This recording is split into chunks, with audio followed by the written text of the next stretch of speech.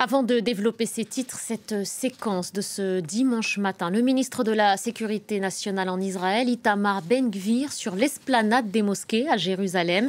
Escorté par la police, le suprémaciste assure y avoir conduit une prière, ce qui est illégal du point de vue du droit international. On y revient avec vous, Mélina Huette. Bonjour Mélina, merci d'être là. C'est clairement, et c'est ce qu'il faut y voir, une provocation de la part d'Itamar Ben-Gvir? Absolument. Et pour comprendre pourquoi c'est une provocation, il faut remettre un petit peu de contexte. Qu'est-ce que c'est que cette esplanade des mosquées qu'on entend parfois sous le nom de complexe Al-Aqsa? C'est le 3e lieu saint pour les musulmans, après la Mecque et après Médine. Mais il est considéré comme le premier lieu de prière pour les Juifs, qu'ils l'appellent le mont du Temple. Ils estiment que c'est le plus haut lieu de prière. Pourquoi? Eh bien, parce que c'est là qu'a été érigé le temple de Salomon au Xe siècle avant notre ère, qui a été détruit par Babylone, puis qui a été reconstruit et qui a été détruit à nouveau par les Romains. Alors, qu'est-ce qui régit finalement l'utilisation de cet espace avec la mosquée Al-Aqsa qui s'y trouve? C'est un texte, une sorte, un accord qui est très très délicat, qui a été qui régit cet espace depuis plusieurs dizaines d'années, à la fin de la guerre des 6 jours en 1967, et qui stipule que cet espace, eh bien, il est administré par une fondation religieuse jordanienne, que les Juifs ont le droit d'y pénétrer, mais ils ne peuvent pas y prier. Et c'est ça qui est aujourd'hui la cause de cette provocation et de tous ces soubresauts.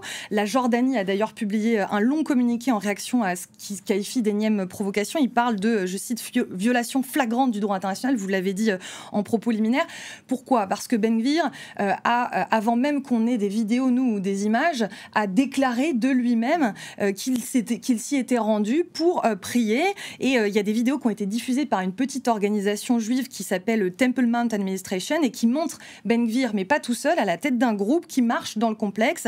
Et puis, il y a d'autres vidéos qui circulent qui le montrent en train de prier. Donc, c'est évidemment une énième provocation de ce ministre d'extrême droite qui n'en est pas à son coup d'essai. Justement, ce n'est pas la première fois, Mélina, vous dites. Exactement. Alors, ça fait des années et des années qu'il y a ce type de provocation, mais avec des gradations, on va dire. Il faut savoir qu'il y a 25 ans, en septembre 2000, vous vous en souvenez sûrement, ça avait fait beaucoup de bruit. Pourquoi? Parce que ça avait été le déclencheur de la seconde intifada.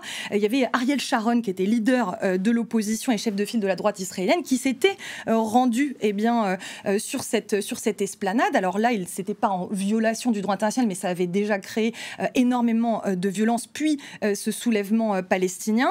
Et en mai 2021, Ben-Gvir, qui n'était pas encore ministre, mais qui était déjà député à la Knesset, avait fait une tentative d'incursion aussi en mai 2021 avec plusieurs fidèles juifs. Et puis, ça avait créé énormément de violence, puisqu'il y avait une répression israélienne qui avait suivi contre les Palestiniens, notamment au sein même de la mosquée Al-Aqsa, parce qu'il faut savoir qu'il y a des gardiens qui sont sous l'autorité jordanienne qui sont présents, mais c'est la police israélienne qui assure la sécurité et les points d'entrée. Et donc, ça avait déclenché des tirs de roquettes du Hamas déjà à l'époque et une guerre de 11 jours à Gaza. Maintenant, qu'est-ce qu'en dit le gouvernement israélien? Benjamin Netanyahou a réagi, il l'avait déjà fait par le passé, mais il a déclaré dans un communiqué après cette visite de Ben-Gvir que la politique israélienne du maintien du statu quo dans le complexe, je cite, n'a pas changé et ne changera pas.